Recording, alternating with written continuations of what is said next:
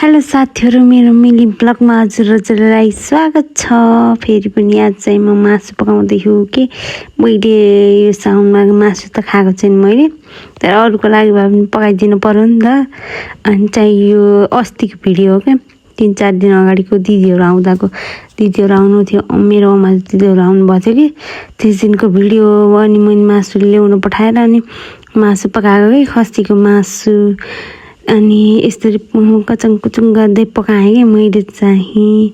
अनि यो दालचिनीको पात चाहिँ सुकेको थिएन कि काँचै भए पनि हालेर पकाएको कि मैले चाहिँ। यो मासु चाहिँ यसरी पकाएँ अनि त्यसपछि यता कचङ कुचुङ गरेर भुटपाट पारेर यताउति गरेर चाहिँ पकाउन थालेँ कि मैले। कुखुरा पकाउँछु भनेर पकाएँ।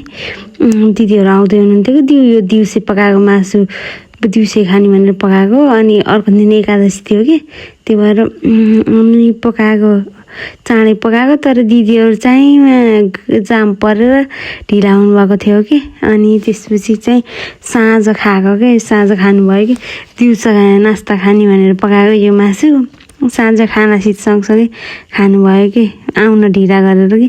आउँदाखेरि कहिलेकाहीँ त कस्तो हुन्छ नि त, गरको जो लागेको हुन्छ कि त्यही। अनि त्यसपछि दिउँसो हिँडेको मान्छे साँझ आइपुग्नु भएको थियो कि। अनि त्यही भएर चाहिँ साथीहरू त्यो साँझ आउनुभएको थियो।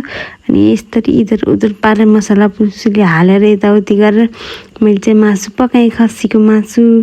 अनि त्यसपछि 2 सिटी लगाइदिएँ कि मैले चाहिँ। सिटी लगाएर पकाउँछु भनेर पकाएँ। मैले चाहिँ खान्न, मैले चाहिँ मलाई लागि चाहिँ च्याउ पकाएको थिएँ कि मैले छुट्टै। त्यो पकाएको भिडियो चाहिँ बनाएन कि मैले, यो खसीको मासु पकाएको भिडियो मात्र बनाएँ।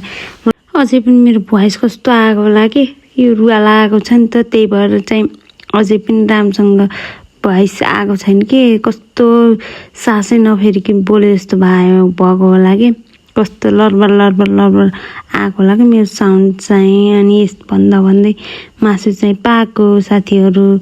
अनि चाहिँ मैले मासु पाकेर अनि पछिबाट चाहिँ अनि सिटी खोलिसकेपछि चाहिँ यति पानी राखेर मिट मसला राखेर यताउति गरेर पल्काएँ। बाई बाई साथीहरू।